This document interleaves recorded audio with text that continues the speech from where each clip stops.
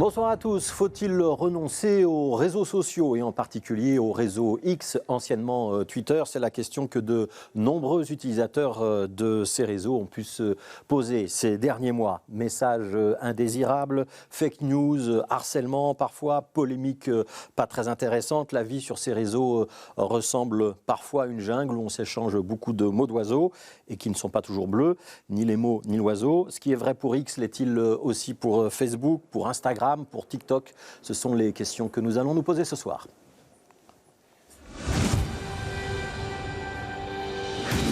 Voilà, pour débattre avec nous, nous accueillons Damien Van Acter. Bonsoir. Bonsoir. Vous êtes formateur et consultant en innovation média. Vous travaillez notamment pour la télévision Bouquet, le site régional Bouquet. Vous êtes aussi formateur à l'IEX, entre autres. Et puis Philippe Laloux, vous êtes journaliste au journal Le Soir. Merci à tous les deux d'avoir accepté notre invitation. Peut-être question basique pour commencer. Qui est un utilisateur quotidien des réseaux sociaux et lequel? Damien Van Acter. Moi je prends beaucoup de plaisir à aller regarder ce qui se passe sur TikTok pour l'instant. Ouais, donc plutôt TikTok. Plutôt TikTok, oui. Ouais. Vous avez été autrefois quand même très actif sur Twitter, sur Facebook? Oui, toujours, Facebook toujours forcément, puisqu'il y a une proportion non négligeable de l'audience belge qui est présente. Ouais. Même question, Philippe Laloux, quand on est journaliste au soir, on est sur tous les réseaux sociaux ou on fait le tri? On fait un peu le tri, mais vu les matières que je traite pour le soir, j'essaye de les picorer un petit peu à gauche, à droite. Donc dès qu'il y a un nouveau réseau social qui se crée, je m'inscris. Après, dans l'usage, on voit qu'il y a malgré tout des habitudes qui se créent. Ouais. Et vos habitudes penchent de quel côté? Alors, c'était anciennement Twitter. Ouais. On va peut-être expliquer pourquoi ça l'est moins. Ouais, on va y revenir. Voilà, je découvre d'autres réseaux, notamment LinkedIn, qui m'apporte, qui compense un petit peu. Voilà. Un petit mot quand même, sur les réseaux sociaux. On est 12 millions de Belges, il y a 9 millions d'utilisateurs de réseaux sociaux. YouTube, si on considère que c'est un réseau social, c'est en tête 9 millions d'utilisateurs. Après, on va retrouver Facebook, 6,4 millions d'utilisateurs. Instagram, 5 millions. TikTok, plus de 4 millions. Et Twitter, un petit peu moins de 2 millions. Ça veut dire quoi? Twitter, c'est peut-être celui qui a le moins d'audience parmi ces grands réseaux, mais c'est peut-être celui qui a le plus d'influence, Damien Van Acter? En tout cas, historiquement parlant, oui. C'était un réseau qui est né en 2006. C'est vieux déjà à l'échelle de ce que c'est Internet. C'est surtout un réseau qui avait la grande faculté de faire circuler l'information très très vite et en très très bref. Et donc pour nous, en tant que journalistes, en tant que communicants, c'était un réseau sur lequel il y avait vraiment moyen d'avoir une oreille très très intéressante pour voir et écouter ce qui se passait aux quatre coins de la planète en instantané. Et ça, c'était vraiment assez révolutionnaire à l'époque. Ouais, les journalistes, ils continuent d'utiliser Twitter. Ça reste une super agence de presse, quelque chose de ce genre-là? Oui, un super carnet d'adresses aussi et vraiment un signal d'alerte. Donc, parce que la particularité de Twitter, c'est que très très vite, on y a retrouvé, on va dire, les décideurs, les responsables politiques, les responsables d'entreprise, avec cette particularité, c'est que ces personnes, au lieu de s'adresser à la presse quand ils avaient un message, en fait, ils s'adressaient directement à leur audience. Et donc, pour un journaliste, c'était extrêmement important d'être là pour capter ces messages. Autre particularité très rapide, c'est aussi que sur Twitter, on n'est pas obligé de devenir ami des gens qui vous suivent.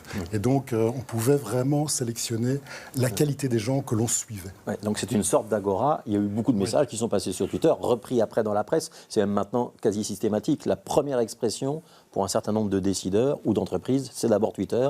Et on sait que ça arrivera après chez les journalistes. Exact, Damien Van Acter? Oui, sans filtre. Ouais. Quand vous avez des clients à conseiller, je ne sais pas si vous conseillez des entreprises ou d'autres, vous leur conseillez quoi aujourd'hui? D'être sur Twitter, sur Instagram, de varier leur communication en fonction du réseau? Oui, d'abord d'être à l'écoute des utilisateurs, des clients, des consommateurs, que ce soit d'informations ou de produits. Il faut d'abord écouter ce que les gens peuvent avoir envie et les besoins qui sont les leurs. Après, c'est important de savoir que les codes et la grammaire pour pouvoir s'exprimer avec le bon ton et les bons angles aussi pour pouvoir toucher ces communautés-là. Et donc, le conseil, c'est plutôt de ne pas y aller si on n'est pas sûr ou si on va le faire mal. Ouais, ça veut dire quoi? Ça veut dire que si j'ai une info, c'est Twitter. Si c'est plutôt une image, si ça s'agit plutôt de marketing, je vais plutôt sur Instagram, sur TikTok, sur LinkedIn, si c'est pour une communication plus professionnelle, B2B? Ça dépend de la nature de l'information. Ouais. Alors, est-ce que vous êtes un déçu des réseaux sociaux, Philippe Laloux, aujourd'hui? Je ne comment dire, je ne plaçais pas non plus mes espoirs au-delà de ce qu'ils peuvent m'apporter. Les réseaux sociaux, ce ne sont jamais que des outils, et ce qui compte, c'est l'usage que l'on peut en faire. En l'occurrence, pour Twitter, l'usage principal, c'était vraiment l'information, et c'est ce côté radar qui était très important. Après, il y a d'autres usages qui peuvent être faits d'autres réseaux. Et puis, on adapte. Après, c'est clair que singulièrement par rapport à Twitter, on va dire X, là, il y a eu de grosses déceptions. Ouais. Est-ce qu'il y a eu un enthousiasme qui est un petit peu retombé, Damien Valacter, chez vous aussi ou pas? Oui, mais c'est la nature des choses, en fait. On peut s'emballer en données parce qu'on perçoit le potentiel d'un outil, comme le dit Philippe. Ce sont des outils, l'important, c'est l'usage qu'on va en faire.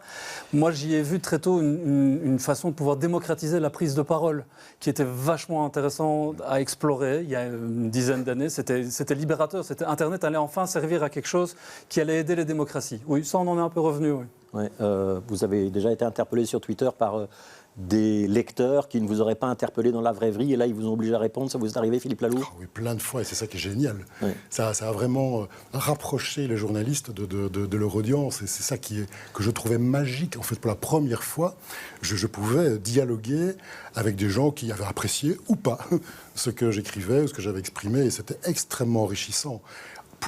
Et ce qui a changé, c'est la nature justement de cette relation depuis l'arrivée d'Elon Musk. Oui, alors, on va rentrer justement dans le vif du sujet. Je voudrais qu'on voit un texte que vous avez publié dans le journal Le Soir. On va voir un extrait d'un article signé Philippe Laloux. Ce réseau a libéré la parole sur des sujets tabous. Il a servi de terreau de sédimentation pour de grandes causes, les printemps arabes, MeToo notamment. Ouais. Il est désormais transformé en fosse commune où pourrissent au mieux le néant du vide, au pire les reflux nauséeux de chacun de ces progrès sociaux, radicaux, extrémistes, haineux, racistes, antisémites, masculinistes, complotistes, homophobes, transphobes et autres climato-sceptiques ont confisqué le fil de discussion. C'était génial et vous êtes très déçus. Voilà, disons que ce qui était magique sur Twitter avant, c'était cette sorte d'autorégulation. C'est-à-dire que, imaginons un débat en direct, et il y avait la communauté qui faisait du fact-checking, de la vérification de faits en direct, et il y avait cette alchimie qui participait à la qualité du débat. Bon, pas partout, je ne suis pas non plus bisounours, mais c'était possible. Et puis, tout à coup, il y a eu une rupture. Et cette rupture, pour moi, je la fais coïncider avec l'arrivée d'Elon Musk et la suppression de la modération humaine et leur remplacement par des robots, par des algorithmes. Est-ce que c'est vraiment ça qui s'est passé, Damien Valacter? Est-ce que malgré tout, il n'y a quand même pas eu toujours sur les réseaux du bon et du moins bon, toujours un peu d'agressivité, toujours un petit peu de mauvaise foi? Est-ce que ça a vraiment changé avec les règles de modération ou est-ce que c'est plus visible? Oui, le côté très visible de l'absence des règles ou la suppression des règles de modération, c'est tout simplement le licenciement des équipes d'humains qui étaient en charge de ça, qui était même quelque chose qui avait été mis en avant par les anciens de Twitter en disant on prend nos responsabilités dans le fait que oui, vous avez le droit de dire des bêtises, mais attention, il y a la ligne rouge de la légalité. Si vous allez au-delà de la ligne rouge de la légalité, on a des humains qui vont supprimer les contenus. Ce que Musk a décidé, mais parmi d'autres règles et parmi d'autres décisions qui sont les siennes, c'est de supprimer pour des raisons de coût, mais aussi des réactions philosophiques, presque idéologiques. Il a une histoire, Elon Musk, il a son histoire d'entrepreneur, c'est un libertarien, c'est quelqu'un qui place la liberté d'expression comme étant sacro-sainte. Absolue. Et absolue, et c'est peut-être là le problème, c'est que manifestement, cette liberté d'expression, il faut pouvoir l'encadrer. Ouais, et donc il y a près de 80% des anciennes équipes qui ont quitté Twitter depuis qu'il a racheté ce réseau social. Est-ce qu'il n'y a pas malgré tout de l'agressivité sur tous les réseaux sociaux? Et est-ce qu'on peut dire aujourd'hui, comme l'a un peu écrit Philippe Laloux, qu'effectivement X, anciennement Twitter, c'est plutôt un espace qui est devenu un peu confisqué par des gens très conservateurs, pour ne pas dire réactionnaires? Oui, il faut voir aussi la façon dans laquelle le réseau est lui-même construit. On sait que pendant son origine, c'était un réseau qui était très ouvert. On pouvait interagir avec toute une série d'outils qui permettaient de faire circuler l'information et de l'enrichir, de la vérifier. Les chercheurs, par exemple, y avaient accès gratuitement pour pouvoir faire des études sociologiques. Tous ces accès-là ont été supprimés aujourd'hui. Et donc, on n'a même plus le recul. Et effectivement, les quelques-uns, et ils sont peu nombreux, mais par contre, ils crient très très fort. Et donc, le bruit ajoute du bruit. Et c'est ça la grosse déception, c'est que pour trouver des choses qui font du sens dans ce bruit, Elon Musk a décidé de supprimer toute une série de ces outils qui permettaient de le faire. Ouais, la dernière idée en date, c'est de de ne plus permettre le blocage des comptes. Donc je suis insulté par quelqu'un où j'ai vraiment pas envie de le lire ou qui m'envoie des messages. Jusqu'à présent, je pouvais le bloquer. À l'avenir, ce sera plus le cas. Ce sera plus le cas, et on le voit bien dans ce qui est en train de se passer en Israël et en Palestine pour l'instant. Les derniers jours ont montré l'absolue nécessité de pouvoir contrôler ce qui se dit et de pouvoir mettre des limites, et c'est pas le cas du tout. Et donc du coup, on voit circuler les fake news de manière hallucinante sur X. Philippe Laloux, il y a eu ce texte où vous disiez je vais prendre un petit peu de distance. Vous n'avez pas quitté complètement Twitter. Pourquoi est-ce que vous y restez? Il y a un côté maso chez vous? Peut-être, qui sait. J'y reste parce que malheureusement, il n'y a pas d'alternative dans l'usage que j'en avais. Et cet usage de radar de l'information, je l'ai retrouvé nulle part ailleurs. Il n'y a rien à faire. Quand un ministre claque la porte d'un conseil des ministres, la première chose qu'il va dégainer, c'est son smartphone pour l'annoncer à sa communauté. Et pour le journaliste, c'est du pain béni parce que ça permet déjà de passer l'étape fact-checking quelque part et d'aller beaucoup plus vite. Il n'y a rien à faire, c'est toujours le cas aujourd'hui, même sur X. Donc j'ai décidé d'y être passif et d'avoir simplement un rôle d'observation, en fait. Voilà, donc c'est une source d'information, mais ce n'est plus un endroit où vous commentez l'actualité, où, je m'abstiens. Vous livrez vous-même quelque chose. Et carnet d'adresse aussi. Ouais. Il y a eu plusieurs appels ces dernières semaines. Donc il y a Philippe Laloux qui a fait part de sa réserve désormais, mais il y a eu franchement des appels au boycott, et il y a un certain nombre de personnalités, et même des médias, notamment des chaînes publiques américaines, qui ont annoncé qu'elles quittaient le réseau X. Est-ce que ça a un effet boule de neige ? Est-ce qu'il y a effectivement un mouvement de désaffection de Twitter ou est-ce que c'est marginal aujourd'hui, Damien Van Acter? Ça, on ne le saura pas parce que les chiffres, on ne pourra pas y avoir accès. Et on pourra constater une forme de migration vers d'autres réseaux. On sait que notamment Threads, qui appartient à Facebook, connaît ces derniers jours une progression assez intéressante. On parle de 117 millions d'utilisateurs, mais ce n'est pas disponible en Europe. Ce n'est pas disponible en Europe, ou en France en tout cas, ça l'est, mais pas en Belgique. Donc c'est compliqué à ce stade-ci de pouvoir parler d'une acquisition et d'une augmentation significative. C'est surtout, il y a un morcellement en fait, des plateformes. On sait bien aussi que de plus en plus les plus jeunes ont tendance à s'informer sur des messageries privées, à discuter de 1 à 1, ou dans des petits groupes. Donc Snapchat ou WhatsApp, ou des choses de genre-là. WhatsApp ou carrément par SMS. Ouais. C'est le bon vieux retour des SMS, mais qui sont construits d'une manière telle que ce sont des communautés qui se parlent entre elles sans cette publicité permanente et cette distribution ourbi et torbi de l'information. Ouais. On a beaucoup parlé à un moment du lancement de Blue Sky, avec notamment Jack Dorsey, un ancien patron de Twitter. On a parlé de Mastodon, c'est des choses qui ne prennent pas? Alors, ça dépend de la définition qu'on met derrière, ça prend ou ça prend pas. Nous, on a des lunettes en tant que médias en disant il faut qu'il y ait du volume pour que ça marche. En fait, il suffit qu'il y ait un certain nombre de gens qui y trouvent de l'intérêt et la technique se met au service de ça. Il faut savoir que Mastodon, elle est distribuée, la plateforme. Donc, techniquement parlant, on est sur toute autre chose que ces réseaux qui sont centralisés. Le fait que ce soit distribué, ça donne la possibilité à des médias, à des entreprises, à des ONG, à des associations de devenir eux-mêmes plateformes pour pouvoir relayer ces messages-là. C'est une toute autre philosophie. Alors, un des problèmes, c'est évidemment la circulation de fausses informations, ce qu'on appelle parfois les fake news. On va prendre un exemple. On va revenir quelques semaines en arrière avec un débat ici en Belgique autour de l'EVRAS, ces éveils à la vie relationnelle, affective et sexuelle. On va entendre la ministre de l'Éducation, Caroline Désir. C'est un interview qui date du 18 septembre. On voit les groupuscules qui sont à l'œuvre derrière tout ça. Donc c'est clairement des campagnes de désinformation qui sont organisées, qui sont structurées, qui sont financées en partie de l'étranger. Je suis inquiète de l'ampleur de ces mouvements, en fait. Je crois vraiment que ici, on est face à une attaque de notre état de droit, une tentative de déstabilisation de notre état de droit. Et donc, je crois qu'il faut prendre pleinement la mesure. Vous savez, hier, dans ces discours à la manif, on disait, regardez, on est une sorte de laboratoire en Belgique, toute l'Europe nous regarde. Oui, et c'est pas Caroline Désir qui a décidé, c'est l'Organisation mondiale de la santé qui avance ses pions. Un discours complotiste. Oui, il y a des discours complotistes complètement délirants et parfois on a même du mal à croire que ça puisse percoler chez les gens, mais force est de constater que ça percole. Et donc on a un travail de terrain, de réinformation à faire en continu, mais il ne faut aussi pas être naïf et il faut que notre État se mobilise pour préserver ses valeurs fondamentales. Philippe Laloux, instrumentalisation, action dirigée depuis l'étranger, tentative de déstabilisation. Est-ce que la ministre de l'Éducation force un peu le trait ou il y avait de ça dans ces polémiques autour de l'EVRAS? Et d'une manière générale, est-ce qu'on peut rencontrer ça sur nos réseaux sociaux? Oui, c'est une vraie réalité. N'oublions pas, et ce n'est pas propre à un réseau social en particulier. On ne va pas non plus surestimer Twitter, par exemple. N'oublions pas que le principal troll sur Twitter est devenu président des États-Unis. Donc c'est une réalité. Il y a des opérations d'influence qui sont menées directement par des États ou par des institutions, des organismes qui cherchent véritablement à semer le trouble et à déstabiliser les institutions. Donc c'est une réalité. Et toute la question... Elle est tangible, on peut établir, on peut avoir des preuves journalistiques, pour employer un jargon qui nous est commun. Oui. Modestement, j'ai déjà d'ailleurs écrit sur ces opérations, notamment on a pu le démonter. Une des plus grosses d'entre elles, c'était l'opération Cambridge Analytica, où on a vraiment démontré par A+B qu'il y avait des opérations qui étaient fomentées directement par le Kremlin. Dernièrement, il y a eu un consortium de journalistes qui s'est penché sur les élections en Inde. C'était le Forbidden Stories, où on a pu démontrer par A+B qu'il y avait des agences qui fabriquaient des fake news pour déstabiliser la démocratie. Donc il y a des agences de communication qu'on peut payer et elles... tente d'influencer par l'intermédiaire des réseaux sociaux, des opinions. Tout à fait, ça a toujours existé.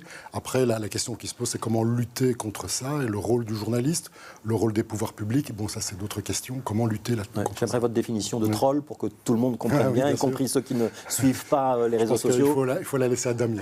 Oui, alors Damien, Van Acter, l'élimination d'un troll. Un troll, c'est quelqu'un qui, quand vous lui dites blanc, il va dire noir. D'accord, c'est un petit peu noir aussi, mais je voulais dire blanc un peu quand même. En gros, c'est quelqu'un qui, peu importe ce que vous allez lui dire, peu importe ce que vous allez lui répondre, vous lui accordez de l'attention et c'est la seule chose qu'il cherche. Alors, vous êtes d'accord avec ce que vient de dire Philippe Laloux? Il y a des opérations de communication qui dépassent juste la communication, le marketing, un peu l'influence. On est parfois dans des opérations de déstabilisation. Oui, mais comme depuis toujours avec les médias, qu'ils soient médias sociaux en ligne, hors ligne, la radio, la télévision, ont toujours servi des officines, comme on dit. Mais il ne faut pas oublier non plus que le modèle économique de ces plateformes est lié à la publicité.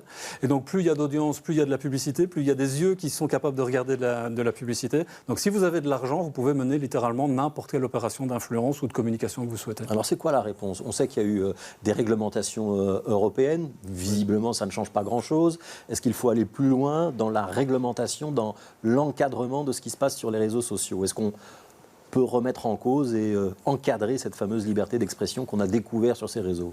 Il y a des lois qui existent. Au niveau européen, il y a la DSA qui est sortie, qui est en application depuis juillet. Il faut lui laisser un tout petit peu le temps de prendre ses effets. Ça va dans le bon sens. Il faut pouvoir encadrer. Il faut laisser les gens libres de pouvoir s'exprimer, mais il faut pouvoir en donner un cadre et dire il y a des lignes rouges à ne pas franchir. La particularité, c'est que ces grandes plateformes, elles ont des règles qui essentiellement viennent des États-Unis et qui sont parfois un peu pudibondes, avec des règles parfois où on ne comprend pas pourquoi certains contenus ne pourront pas passer et d'autres grand public, on peut tout à fait... Une photo dénudée sur Facebook, ça ne passe pas. Par exemple. Alors que par contre, des affirmations fausses ou des allégations ou même des propos racistes. Ouvertement racistes, sur X, ça passe. Et donc, il y a le contrebalancement avec la loi européenne, la loi américaine.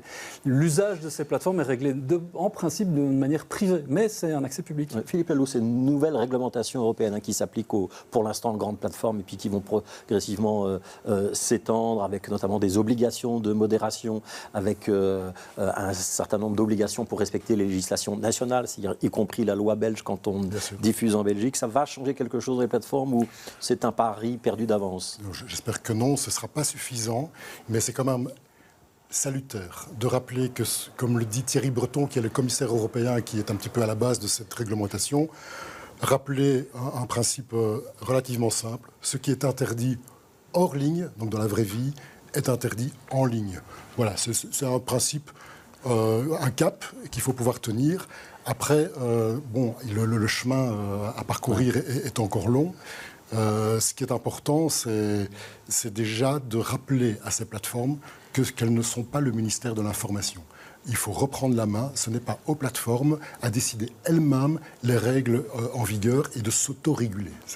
Damien Van Acter, tu crois que le Digital Act, on aurait dû voir apparaître des boutons pour signaler, tiens, cette information-là, je pense qu'elle est fausse, est-ce que vous pouvez vérifier, je veux me plaindre de telle ou telle chose.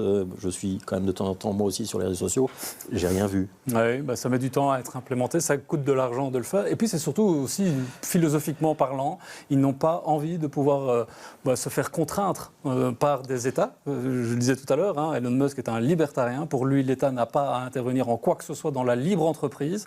Et donc, c'est quelqu'un qui est assez extrémiste là-dessus. On va terminer là-dessus, Philippe Laloux. Est-ce que c'est vraiment Elon Musk qui est responsable de ce qui se passe aujourd'hui sur X, anciennement Twitter. Est-ce qu'il a une responsabilité personnelle? Est-ce que vous êtes convaincu que ça? Et est-ce que c'est pour ça que vous avez décidé de vous mettre en retrait? Ou finalement, il n'est qu'un épiphénomène parmi d'autres? Ouais. Je n'ai rien contre Elon Musk, si ce n'est beaucoup de respect, mon Dieu, tout ce qu'il a pu réaliser. Ce qui est oui, mais on peut être admiratif de SpaceX ou de Tesla et être moins admiratif du X, anciennement Twitter. Je ne me prosterne pas d'admiration face à lui. Ce que je constate, c'est que toutes ces grandes plateformes internationales, toutes ces grandes entreprises de la tech sont toujours le reflet de leurs fondateurs. C'est une particularité. C'est des personnalités extrêmement fortes. Que vous preniez les Facebook, Amazon, Uber, Airbnb, ce sont des entreprises qui vivent et qui incarnent des pensées, des façons de faire, des postures et des visions de leurs fondateurs. Ici, la vision d'Elon Musk, elle transpire vraiment dans l'entreprise, mais la différence, c'est qu'il l'impose en fait. Ouais. C'est pire sous Elon Musk qu'avant Elon Musk que Twitter, Damien Van Acter? Ah oui, mais c'est pire, ça dépend de quel point de vue on se place. Pour les actionnaires de Twitter, c'est sans doute salutaire que quelqu'un revienne mettre un peu d'ordre dans les finances. Par contre, d'un point de vue démocratique, c'est plus compliqué. Ouais. Merci à tous les deux d'avoir participé à ce débat. Philippe Laloux du journal Le Soir, Damien Van Acter, consultant, formateur en innovation média. Merci à tous les deux. Demain, on parlera de la situation au Proche-Orient. Pourquoi est-ce que la condamnation du Hamas et des atrocités commises samedi sont parfois assorties d'un bémol? Quelle est notre capacité à avoir ici en Belgique un débat serein sur cette question-là, alors que ça suscite tant de passion? Et est-ce qu'il sera un jour possible de relancer le dialogue, voire un processus de paix? On en parlera avec Grégory Moz, militant de la cause palestinienne, et Michel Demac, qui est député du mouvement réformateur. Ce sera demain soir.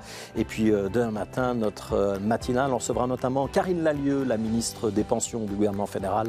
Elle sera avec nous à 8h15. Continuez à bien vous informer et à demain.